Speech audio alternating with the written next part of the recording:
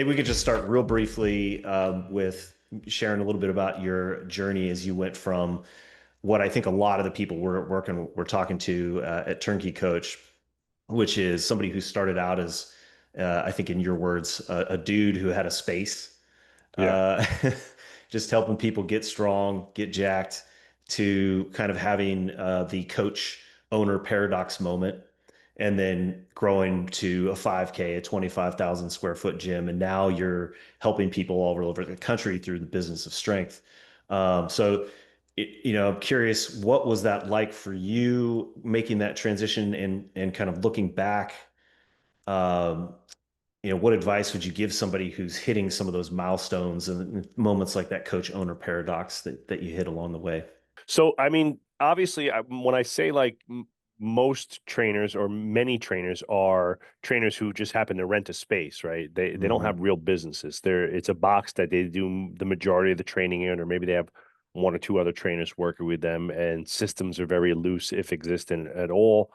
Marketing is primarily word of mouth and irregular posting on social media, and in terms of financial acuity and managing of budgets and things like that, it's mostly managing a checkbook, right? And it's Hmm. just money in, money out type of things, right?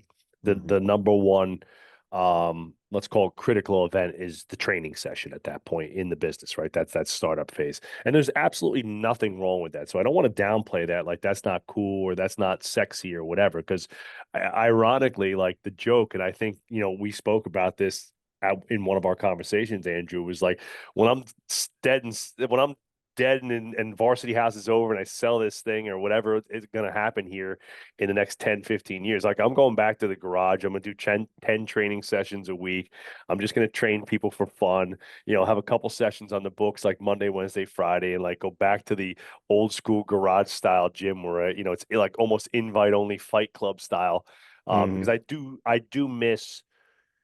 I do miss that time and what we had and the energy, the intensity. The only focus was training. I used to obsess for hours over the training program, and Hmm. before there was none of there was no, there was none of the turnkey coach. There was no those digital programs didn't exist yet, right? So everything Right. was in like the in your notebook, right? I still have my notebook here, right? So in that process, if you're good at what you do and you love training and you're passionate about it and you're growing the business, which you should be, right? Because that's why most people become trainers, is because they have a passion for strength in some way, shape, or form, whether it was as an athlete, as a strength athlete, or fitness inspired them in some way, shape, or form, or like some people, they really couldn't figure out what the hell they wanted to do with themselves, but they like working out, right? So a lot of Hmm. people kind of go that route as well. Yeah. And if that's the case, then you're going to get busy because you're good at what you do and you're passionate, right? And you're going to attract a certain amount of people, and word of mouth will work for a period of time up to a certain number of clients.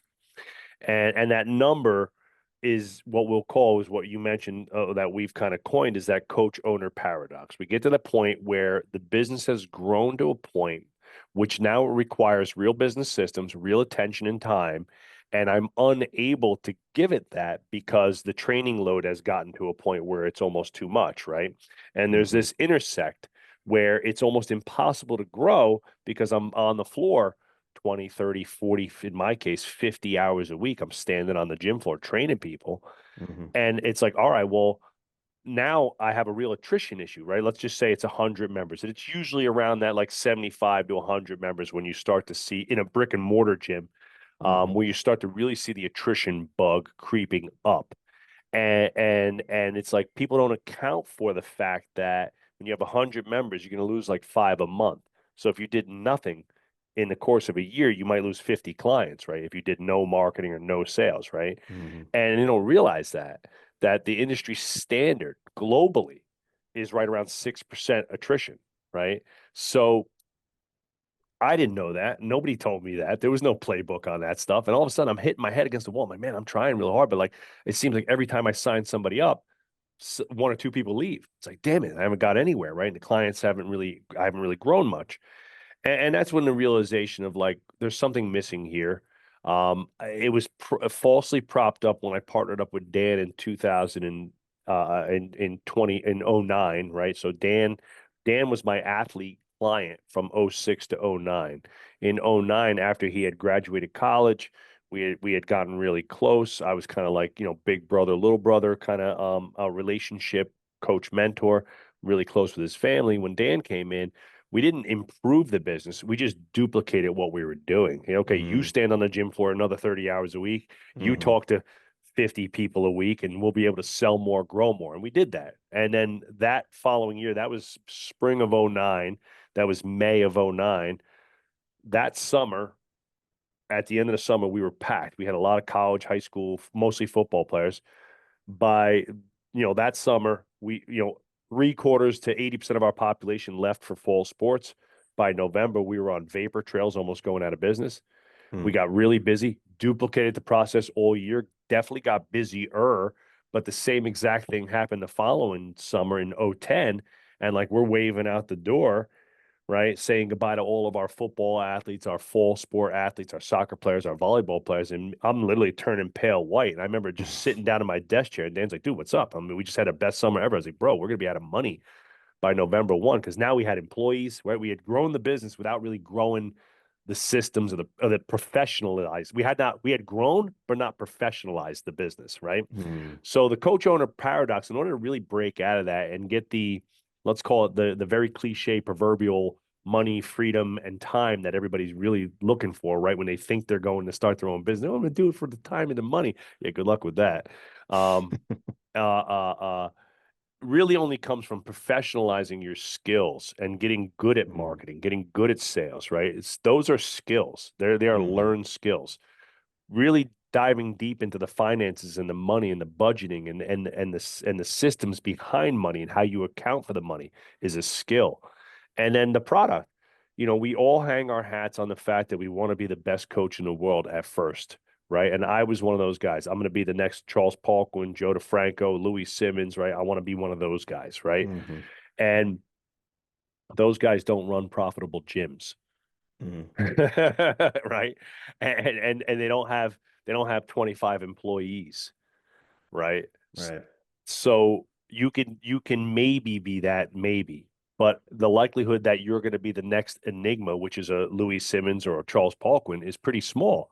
So why not up your skill and become a good business person? So that's what Dan and I decided to do. We went out and learned and started skilling ourselves up and hired our first business coach, a guy named Pat Rigsby, who a lot of people know. Pat was and still is an awesome business coach, and was a great mentor, and basically, bitch slapped me and Dan at a 2 day sales workshop. And I think he liked us because we had, obviously everybody who's listening I sound Jersey as hell. And he was like, you must be from Jersey. Right. And I was like, well, you must be from Kentucky. Right. And he's like, we got up there after 2 days, and I said, Pat, can you help us? He said, yeah, I think I know what the problem is. I said, tell me, I need to know. He's like, you're just not that good at business, son. And I was like, all right, well, at least we know where we're at, and the rest is kind of history. Did you translate, and how do you help now? I assume as a mentor with other Yeah. gym owners, translate the passion and purpose that I've heard you talk about for coaching into business, which a lot of coaches that I talk to kind of get an ick, to use the buzzword these Yeah, days. Like I never there's something understood that that. people don't understand or they don't like about sales. It feels like you're being a car salesman or something like that. Do you have a Well, way look, that you coach people through that? yeah, for sure. I mean, well, one, I mean, coming from the very first workshop, now it just happened to be a sales workshop.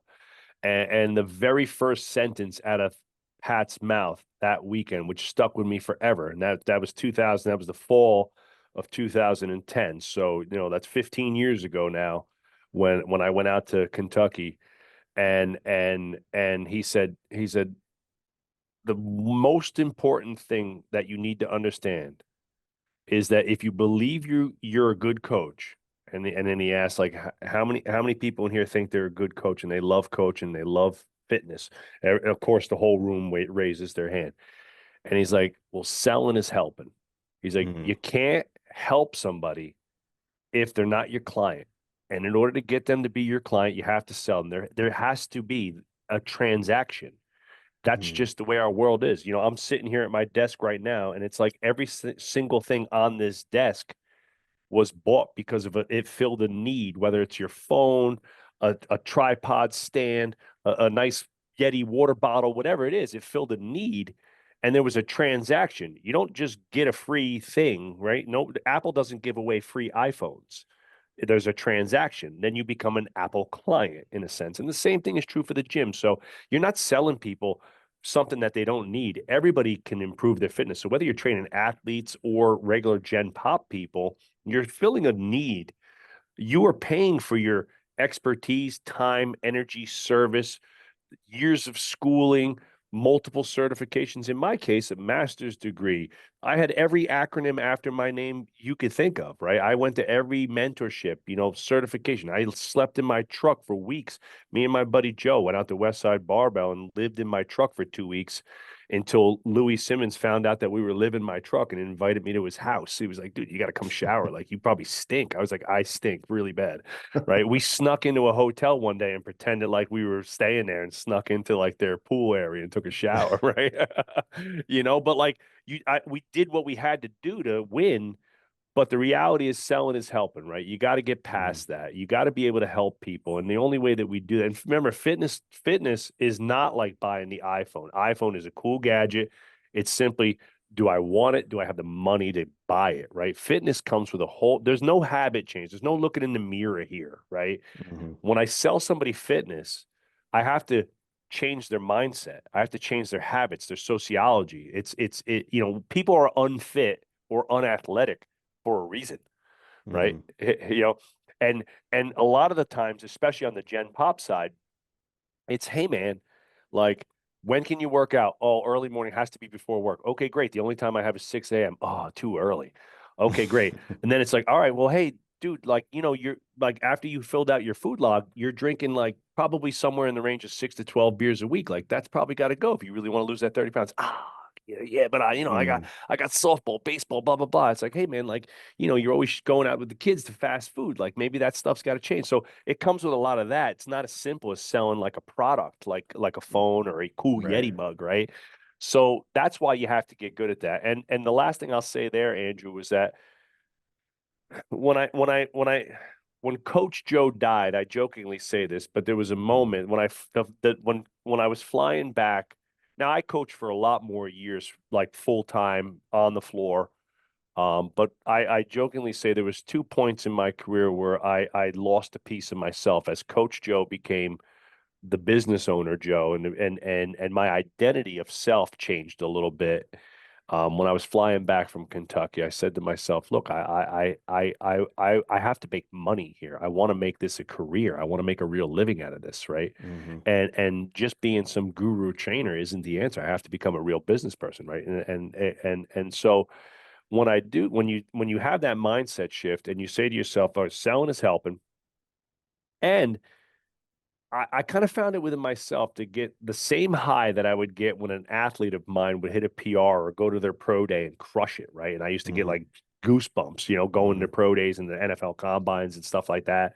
Or even just a regular Gen Pop. A woman loses, she's completely unconfident in herself and loses 30 pounds and looks amazing. It's like that changes their lives, right?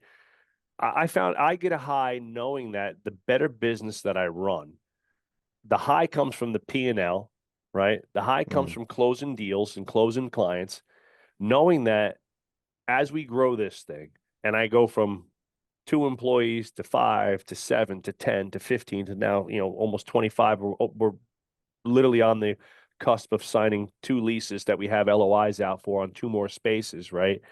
We get to impact more communities. We get to hire more great coaches and give them real careers with real career trajectory and earning potential. We get to help more people, right? And I look at it like we're saving people's lives. So the bigger Mm-hmm. varsity house gets, the more people we could impact, the better we become. And I try to coach other people on that too. Like, when the business is strength, it's like, hey man, you have an obligation. Fitness, we're so far behind in the world of fitness. You have an obligation to help people get fit. If you're fit, it's almost like I forget who said it, but it was like, it might have been like it was like one of the Rockefellers or one of them, right? But he said like, when you're super wealthy, you almost have an obligation to help the Mm-hmm. poor, Mm-hmm. right? When you're fit and you have this knowledge in your head, I feel like I have an obligation to help people with their nutrition, with their fitness. It's like I can't help myself but talk to people about what they should be eating, how, if they need help training. I can't tell you how many thousands of free train. I'm like, I hear parents talking to Antonio, my son's baseball team. I'm like, are you struggling with your? I like chime in on their conversation. I'm like, you having a tough time with your fitness? Yeah. I was like, free month on me. Like, come to the gym. We'll help you. I said, you don't, no obligation to stay. Like, come learn something for a month and see if you like it. If you don't, great, but you'll walk out of there with some knowledge, Mm-hmm. So that's kind of how I spin it in my head every day. The more we win as a company, the more we get to help and help people, saving lives, right? Or get that little kid a scholarship or whatever it might be.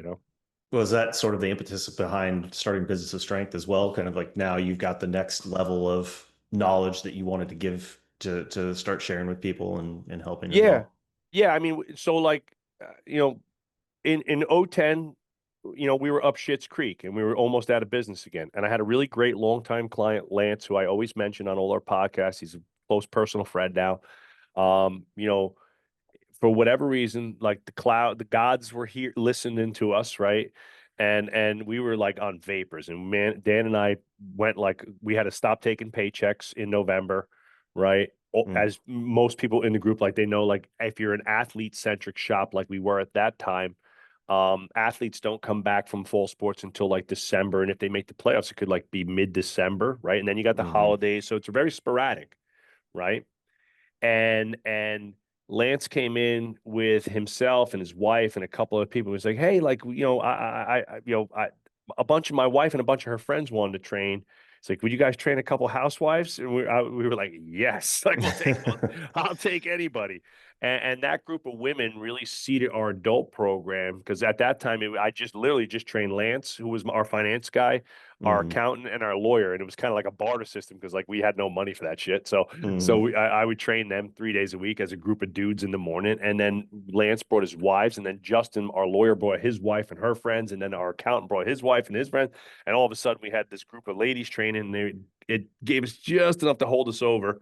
And then, another tidbit that I got from Pat at that summit was Pat helped me put together our 6-week transformation, which became a multi-million-dollar product for us. But by 2014, we were crushing it. So it only took 4 years of Hmm. professionalizing the business to go from literally making a couple hundred grand to making over $1 million a year as a business, right? And making real money.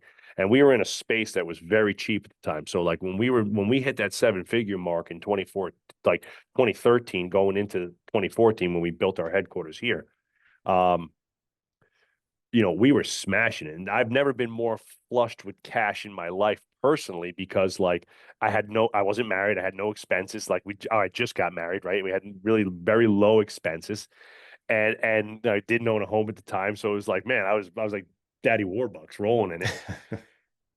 And so we had a lot of friends in the industry who were like, guys, like, what are you doing? Like, I need some help. Can you help me? Can you help me? So I'm taking one-off calls here and there with from me had friends of mine who were just like in the same spot I was 2 or 3 years earlier. Hmm. And then Dan and I just said, hey, why don't we just host we built this and we opened this in September of 15 with money that we'd stashed during that 4 year period. And we bought this piece of property and built this from the ground up. Wow. And then the fall, or I would say no, sorry, scratch that. The spring of 2015, we ran our first Business of Strength 2-day workshop, and we just basically it was invite only. We had about 10 of our friends come that own gyms around the country and people we had met through various like training organizations like the NSCA or Jim Jones or Athletes Performance or whatever it was, like guys we'd met, at Hammer Strength. Remember the Hammer Strength clinics and stuff? Hmm. Hmm. And we just invited them for a little 2-day immersion, and we kind of peeled back the curtains, and we went from department to department. We showed them our sales, we showed them our marketing, and people thought it was awesome. And we kept running them. We did that for a couple years, and then in 2017, I believe, yes, 20, no, that'd be 2018. We started the actual like mastermind program, the mastermind group, and I love it. I love seeing the look on that gym owner's face the first time he gets a real paycheck or the first time he hits his first 40K, 50K month. And he's like, oh. fuck, thank God. Like, this is a real job. This is a real career. I could finally go home to my wife and be proud of what we've created. Or like, or Mm, I could tell my mom and dad that, that this is a real job and that, that this wasn't some bullshit, idea, which is a lot of parents think that. They're like, all the girls that work for me, I have some amazing female trainers. And look, I hate to stigmatize, but a lot of the parents are like, is that like a thing, like a strength coach girl? Like, is that like a real mm, deal? Like, is that going to be a real career? You going to make any money doing that shit? Most mm, parents are, they're like, oh, why don't you go be a physical therapist? Why'd you go into mm, accounting? Right. mm. And no, So that in wasn't a for me. decade of talking to, and coaching people to Yep. think through their business, um, and kind of going back to that, one of those two most common questions I get is how do you Yep. coach people to think through pricing and kind of constructing the trade-off between the product, the service, kind of the back end side of it. And, we did a series at the beginning of the year where we talked about the cost, price, and value kind of Mm-hmm. triangle of Mm-hmm. understanding your business, just like a basic framework of, you Sure. know, the value's got to be greater than the price, has got to be greater than the cost in order to make money and actually keep Correct. clients. Um, but do you have a way that you try to coach people through how to think about the price that they charge or the service that they build and how to Yes. make those trade-offs? I'm going to tell you my way, and it's going to be counterintuitive to a lot of what I hear out there in the industry because it's Mm, not based on the community, the consumer, it's based on the owner. Right. mm, So the very first question I ask gym owners when they join our group and we do their onboarding call, we do like a lengthy, like 3 hour onboarding call to kind of break apart each part of the business. And the first thing we start with is, what do you want? Right. What's your vision mm, for this business? And the very first question is, how much do you want to make? What's the number that makes you super happy? Right. mm, And like you go home to your wife and you're like, this is the fucking best, right? Like I'm pumped and whatever it is. And like I've gotten everything from like I'll get somebody who says like, so if I could just make like 60K, I'm like, that's not the number, dude. Like we gotta think a little bigger than that. Like 60K, yeah. I'm hanging up the phone, I'm giving you back your money, and I'm not your guy because that doesn't get me excited enough to even want to help you. Right. So Mm. so so let's just say for the sake of this argument, that's 100 grand, which is still too low in my opinion. Right. There's no point in all the headaches that come with owning a business for 100 grand. But let's just say it's 100K. We'll use that as for our meathead math purposes. Mm, If the goal is you personally to make 100K, and we're going to run a great business, we know that that's probably going to be somewhere in the range of 30% profit, right? So that yeah. means that has to at least be a 300 to 350K business. Okay. Top line revenue. Top line revenue. Mhm. Okay. In order for you to extract 100K out of that. And that probably means that you're still owner operator. I mean, you're still like Right. you're the morning guy, Solopreneur you're kind of doing thing. morning Yeah. sessions or afternoon, depending on what type of business you have, whether it's athletes or adults or whatever. And you're doing primarily and then you're training a few hours every morning, and then you're doing sales and marketing and leadership the rest of the day, right? And you're going to walk away with 100 grand. And then from there, we can figure out the top end number. So again, for the sake of this math, we're going to say that's 300K. All right. And now we can start to play with prices that get us to the number. And let's just say now I'm going to look at, so that's our top end number that we know we have to hit 300K. We want to make 100K. Now I'm going to look at the space, right? And we say, okay, what space do you have? What's the model of training you're going to run, right? Now, if you're out in the Midwest and you can get a 5,000 to 6,000 square foot space for like 4 grand a month, cheaper than it is here, right? Well, now we can run a cheaper model. Now you can charge $150 Mm, a month, right? And have 300 people. Okay, but if I got 1,500 square feet and I can only fit so many people into my training model, well, now I got to charge 300, right? Because I got to charge more for more space, right? I got to charge double the space. I have half the mm, space. I got to charge double the price to get the same money, mm, right? So what I coach is basically, what do you want to make? What type of training are you going to do? What's the style of training? Because again, if you're a CrossFit style gym where it's a lot of barbell work, that's going mm. to dictate how many people you could fit in a space versus if Right. it's just Gen Pop basic fitness training or a boot camp like a F45.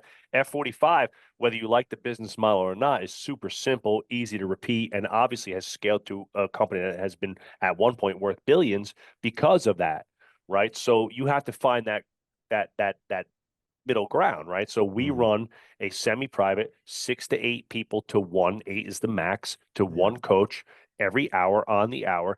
It is not barbell heavy. Of course, we use barbells at times, but it Hmm. is not the core of the training session, right? Hmm. And it's a great fitness workout for our adults. The performance side of things here at our headquarters, that's a little bit different. We run that almost like a separate company. Hmm. And but the reality is that that training model is going to dictate how much space usage you have, and that Right. we, like you mentioned, that capacity, right? Hmm. So now I know how much I want to make, what the top line needs to be in order to make that, and now I know my capacity. Okay, great. Let's just say, for the sake of this argument, with the 1,500 square foot space, my max capacity is 150 people. Now you just do the math. What does 300,000 versus 150 clients work out to monthly? Okay, great. That's my number. That's what I got to get, right? Hmm. If I got the 3,000 square foot space, right, and I can charge a little bit less. Okay, maybe I don't charge half, but I could bring that down to 200, and I can go with, now I could have 250 members. And the last thing I say is, what do you want? And this was Ryan Lee. Do you know who Ryan Lee is? Ryan Lee's a Yeah. marketer. Russell Ryan Lee's a real great digital marketer, and one of the guys, he sold strengthcoach.com to Mike Boyle and Okay. and that crew, right? He was the original strengthcoach.com. So we hired Ryan for a day to come in and help us with the exact problem. We Hmm. wanted to make more money. We had a gym full of people. We weren't charging enough. We had lots of usage, huge space. You see my space. I got 20,000 square feet here. We got all Hmm. the space in the world, Ryan. What are we doing wrong? He's like, well, that's the problem. He's like, you don't have any real hold on your capacity, and you're charging too little because you think you could just stuff this place full of people, but you can't because your Hmm. marketing's not that good. And I said, shit. So we bring Hmm. Ryan in, and Ryan's like, okay, guys, what do you want to make? And at that time, me and Dan were like, hey, we want to make 250 grand each, like out of Hmm. this space. He's like, okay, $500,000 in profit means you need a minimum of a $1.5 million business, right? He's like charging 150 bucks a month. Hmm. He's like, you need, 800 clients or whatever it was. Yeah. And we were like, ooh, why didn't anybody tell us that? That's not in the Hmm. playbook. And he's like, do you want to deal with 800 clients? And we're like, shit, no. He's like, how many employees do you need to service 800 clients? I'm like, shit, Hmm. that's probably, 30, 40 employees. We are like, that's about, he's like, I'm just telling you guys. He's like, I would never buy that gym. He's like, you Hmm. guys could give me this gym, but I wouldn't take it. Hmm. And he's like, but if I did, the first thing I would do was I'd double the prices. I'd constrain the capacity down, right? I'd make it Hmm. more bespoke, more boutique, and that's what we did. And we tripled the prices over a course of, like a 3 year period or so.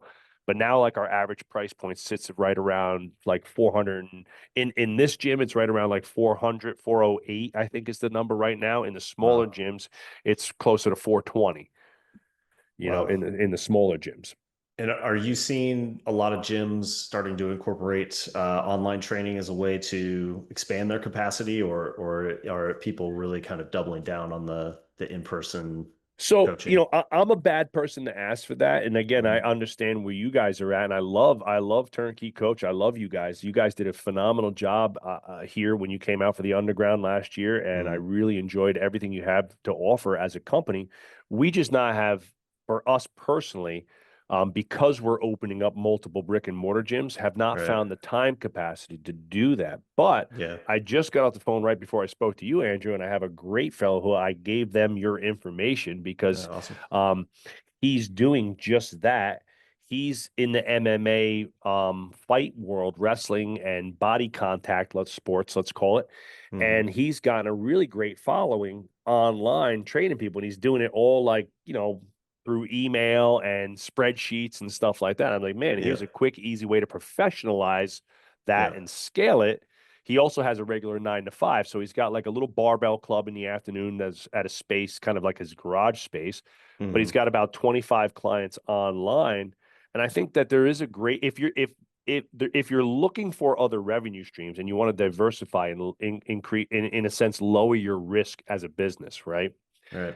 There's a couple ways to do that. One, stack a lot of cash so you have your own personal cash reserves. B, multiply the business, right? And open up multiple shops like we've done, which now it's like, hey, if HQ has a down month, but our studios are crushing it, we still had a good month, right? Right. Or add ancillary products, right? And some people do it through nutrition coaching, some people do it Hmm. through supplements, although I'll argue you're never really going to make a shit ton of money on supplements.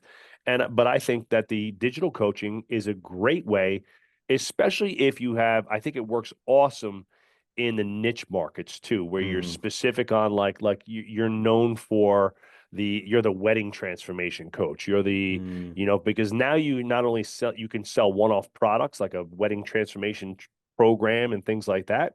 Hmm. But I also think it's always beneficial to niche, right? Because you're speaking to a specific person in a specific way. When you try to be for the masses, it's really hard to hone in and get somebody's attention, right? The Right. analogy that this was from Ryan, but the analogy that Ryan gave to me is like it's like trying to have a conversation at a Metallica concert, right? It's not happening, right? He's like you got to be at one of those like bougie like symphony dinners, right? Where it's like where you can actually speak to people, and that's the difference Yeah. between like niche marketing, speaking to a specific avatar versus like, hey, we're good for everybody, which generally means you're good for nobody. Right. I know we're over the time. You have time for one more question? I got plenty of time. Yep. Uh, so I mean that kind of leads. It's a good segue into the other most question I get, which um, I was looking at your table talk interview and the summary of the segments. The marketing question was an hour and a half, so we're we'll We don't have have to that. distill it down a little bit. But especially because we're talking to a lot of people who are trying to stand out as an online coach, Yeah. which I constantly tell people right now the best models I'm seeing are people who have sort of a hybrid model. Like if you're Yes. gonna do online coaching, you probably are gonna need, unless you're a celebrity or you have an Yes. ability to command that much attention on social Yes. media, you're probably going to need some kind of connection to your local community to Yes. get people to be familiar with you. And the online becomes really like an extension of the in-person service, kind of a way to catch people as they need less one-on-one coaching, or if they're not able to make it into that specific time as much. But I'm curious what you're seeing, or what if there's like some key insights you would share with people that are looking for, or that perceive that their problem is if they could just get more clients, I or mean, how do I get it more is clients? almost always the reason why people hire us is because I need to make more money. I need more clients. If I just get 10 Right, more clients, 20 more right, clients, right? I've right. heard that I'd be a billionaire, right? But Yep, so yep. here's the short answer, right? Most people treat most people treat symptoms of marketing. They don't treat the cause. Hmm. Okay. And so a symptom of marketing is social media or email or community stuff. Those are your symptoms, right? Those are one component of marketing. So unless you're Tom Brady and you're going to sell your TB12, Hmm. right? And you have this giant platform, or like if The Rock came out with like The Rock's training app or something like that, you Hmm. got 400 million followers, it's going to do good just because, or at least at first, until some corporate joint venture, I should say like venture capitalist, like destroys it all, right? But somebody's going to but The Rock will make his money, right? They'll sell it Yeah. for $1 billion and then it'll be the next Peloton, right? So great marketing and consistently being able to grow your marketing comes from never being too vulnerable in one area. Hmm. You need to be good at social media. You need to be good at community marketing, especially if we're running a brick and mortar gym, right? Because that Hmm. is the gist. You have to be good at referral marketing. Referral marketing isn't waiting for Andrew to send me a client. It's giving Andrew multiple opportunities a year to refer. It's not just how do you get clients? Oh, word of mouth. All right, so how do you metric that and how do you predict that? Like, oh, well, I ask clients all the time. It's like, no, we need specific events that are Hmm. referral events and things that are built into your schedule. You need a buddy week. If you're a brand new gym, you got a buddy workout or beginner workout on your schedule every month on a Saturday, open house. You run a buddy week once a quarter. You run transformations where if you refer somebody to the transformation, your transformation is free. You have an evergreen referral program that when a client joins your gym, you give them two $100 gift cards and say, hey, every time you refer somebody, they're going to get $100 off their first month. We call it our pay it forward program. Hmm. And it's like, they're going to get $100 off their first month, and we're going to give you $100 credit on your next month, right?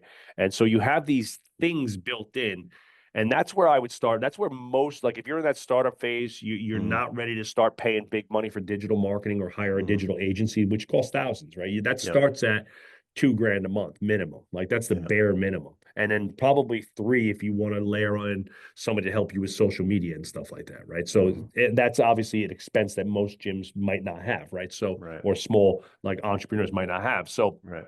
if referral marketing is the key, make referral marketing a real marketing thing. Get your marketing calendar out, have whatever events are on there, book those beginner workouts, and it's and other things too, like community stuff like barbells and beers, ladies night at the bar, Hmm. right? A heavy metal workout. Like, we've run a heavy metal workout every Wednesday for 12 years. Mike started it off as a joke just to invite people. Literally, we're going to listen to heavy metal, we're going to lift heavy weights, we're going to drink beers after we work out. They've been running every Wednesday for 12 years strong. Mike, that Nice. class is sold out a month in advance every single month without fail. We take 30 people every Wednesday night. Now it's almost like its own community within the community, right? Hmm. You have to have these things built into your calendar. If they're not on the calendar, they're not scheduled, they don't really happen well, right? Hmm. And the analogy I'll give you to referrals is like, most gym owners, when I speak to them, I was like, all right, so what are you doing for referrals? They're like, oh, well, I tell people that they can refer friends and I give them a discount or whatever. It's very passive. It's passive speak. It's passive sales. And remember that that same person has a lot of other shit going on in their lives. Hmm. And so if I just tell Andrew, like, hey, Andrew, like, if you refer somebody, I'll give you a discount. Okay, great. Thanks. And that's pretty much where it'll end until like maybe they remember. So you're basically relying on Andrew to go home and say, you know what? I really like that Right. guy, Joe. I'm going to take today off of work and take money out of my family's mouths so I can go help Joe make some money, right? And round up a whole bunch of friends to join Joe's gym so Joe can make money. Well, that shit's Mm. not happening. So Hmm. the other side of it is that when I give them a real invite to something, right? Like we have these cool things built on the calendar. The difference would be like, hey, Andrew, next Sunday, I'm having people over for football at 1 o'clock game. Come over around 12. I got food, I got beers, I got games for the kids. Bring the whole family. It's going to be awesome. That's a real invite to something. You want to Hmm. give them invites, right? And so, like, you want them to be able to go home to your friend and say, hey, man, I know you've talked about joining the gym like 50,000 times. Next Saturday, my gym's got an open house barbell club thing going on. Like, let's go, right? Like, and it's like, oh, I'll go with you. And now there's a thing. Hmm. And like, hey, next week my gym's having a ladies' night. They're gonna have drinks. They're gonna have a trunk. We've done like a trunk show. We invite some of the local like women's clothing stores to come Hmm. set up like Hmm. trunks, and we just have some fun, right? And so those are real tangible things versus just like those things. That's the Right. referral marketing is always going to be like your best bet, kind of bread and butter for most fitness gyms, especially brick and mortar. But even in the digital Hmm. space, like most people Yeah. are getting them through referrals. Run some transformations. Run a meetup. If you're all digital, that you have like a digital meetup. Have a Facebook group. Right. Get a guest speaker and tell all the people you have to bring somebody to the workshop or something like that. Right Hmm. there's a million ways to. You got to get people together, right? And that's really the key to it. I saw that clip you posted with Hormozy and shared it this morning that you're still doing transformation is kind of like your bread and butter campaigns. We just wrapped up our biggest 6-week transformation ever. We had Yeah. we had almost 200 people total as a company. We had about 190 something people in there. I mean, Wow. that just in transformation money, it was like 150K, but we'll do like, that would probably be a $250,000 product by the time all the LTV is calculated for the year. Wow.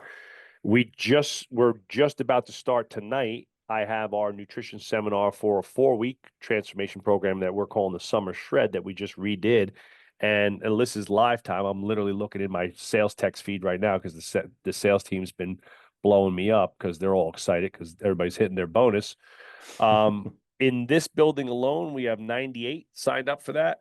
In Wow. in in the studios, I have 20. Oh, geez, I have 27 and 24. And remember, those studios, those are 110, 115 person, high end boutique personal training studios. So Wow. that's a nice. So if you got 25 people and you only have 100 members, right? That's 25% of your Yep. population, a 25% population increase in Yep. one shot, right? Where here I have 400 members, I would need 100 people like we have for that. Yep.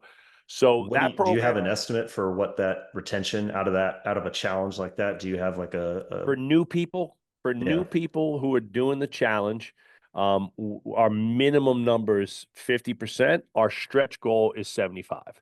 So we'd love to see. So again, if I have Yep. 100 people, if I had 10 new people, five is the minimum, seven or eight would be Yep. absolute gold. But the big play here too for those listening is the upgrade on membership for current members. So for Mm, most of the transformations that we run, we're going to run somewhere in the range of 50-50 current members to new members, right?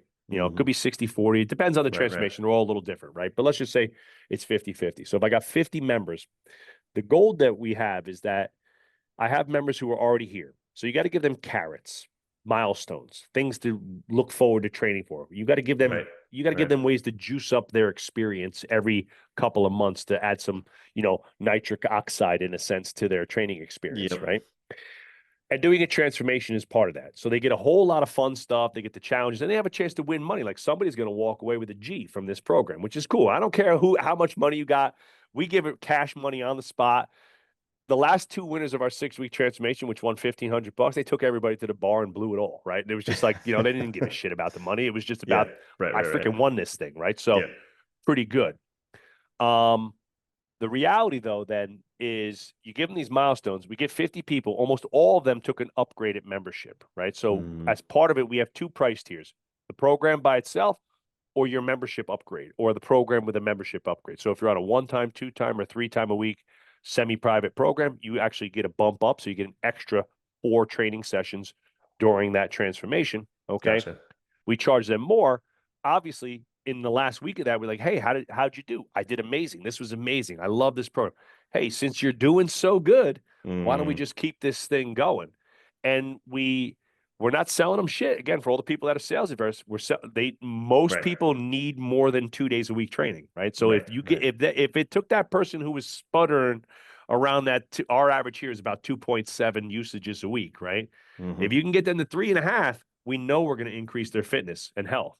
So it's like you're giving them some, you charge them an extra, whatever, 50, $100 a month, whatever it is to stay there, but you've increased their LTV. So between Right.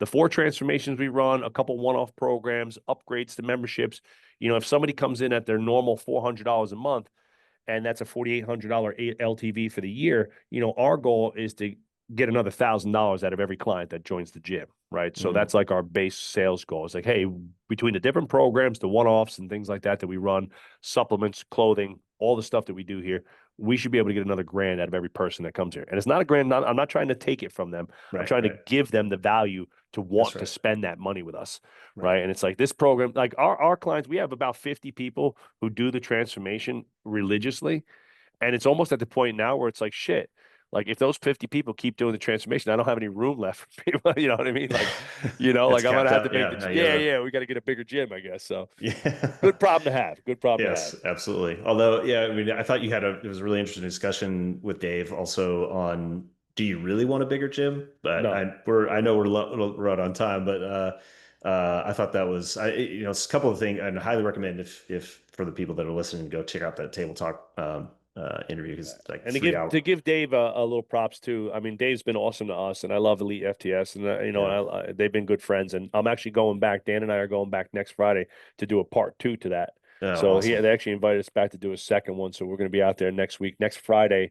I don't know when that's going to drop, but next Friday we're shooting another table talk with Dave and the team That out doesn't there. So surprise me because that yeah, 3 hours is action packed with lots of very good tactical advice and perspective change. I think and yeah. that's what's Thanks. really interesting. As a again, we're talking to a lot of coaches. They tend to be kind of emerging or in that just before the coach owner paradox has hit, and they're having to go through a lot of those perspective changes that I think you talk about. Thinking about their dollar per hour, that's another big one that you guys Yeah. really dive into there, which is good as well. But Before you go, anything you want to plug for how people can find you, how people can sign up for Business of Strength, and Sure. where to get more Joe Riggio?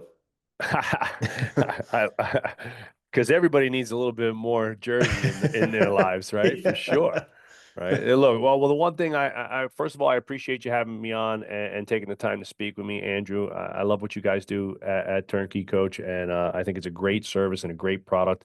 And my experience with you guys has been is really the customer service, and that's really the difference with the business of strength too. There's a lot of gym business masterminds out there. There's a lot of workshops and gurus and things like that. But I Hmm. think what separates us is the customer service. It's all one-on-one. It's all boutique. It's all customized fully to you. We do a one-on-one onboarding with every gym. We do a full SWOT analysis and action plan for every gym. So that's all detailed based on your specific gym needs and things like that. And the best thing that we have coming up is we have most people start with like coming to like one of our 2 day events, right? So we have our annual retreat that's September 18th and 19th. That's in beautiful Scottsdale, Arizona. We Nice. run that at the Canopy Hotel. It's a 2 day retreat. It's very reasonably priced. It's only $600, but we're going to be running a flash sale. And for anybody who is in the Turnkey Coach family, if you go to bosretreat.com, you can access that and use the code VIP 200 to save yourself $200. So for literally Awesome. for $400, you're going to get $40,000 worth of information, some amazing guest speakers, some great people. My friend Scott Carpenter, who you might know, is coming out there. Our friend Mark Ennis, who he owns 5 varsity houses like this, 5 big gyms. So he's on the other side of that spectrum of being big and running some savage gyms. He's a beast. And this workshop, this year's retreat is all about employee development. So we're going to give you the blueprint Mhm. for hiring, developing, and scaling through people, right? Again, like yes, we've improved our marketing. Yes, we've improved our sales. Yes, we got better at money. But what's really defined the growth of Varsity House has been our ability to hire great people, develop them, and upskill them. And almost every single human that works here started off as an intern and became an all-star in our gym. And that's really Mhm. through team training, education, and skill acquisition, right? And finding out where their special powers were and then diving into them with a whole pile of education and skills. So we're going to give you the blueprint on that and show you how to Nice. do it. That's September 18th and 19th, BOS Retreat. Anybody on the Turnkey Coach that's listed in VIP 200, save yourself $200. Awesome. Appreciate it. Scottsdale in September is beautiful. Oh man, it's Good it's time to be it's there. great. We were like thinking in our heads, like maybe we'll go to another location, but we like everybody was like, well, I told me like, hey, we're thinking about picking another spot for this year's retreat. Our Yeah. entire mastermind was like, are you crazy? Like I already booked my whole family vacation. Like people, it's a Yeah. lot of fun. Scottsdale's a Yeah. great place. So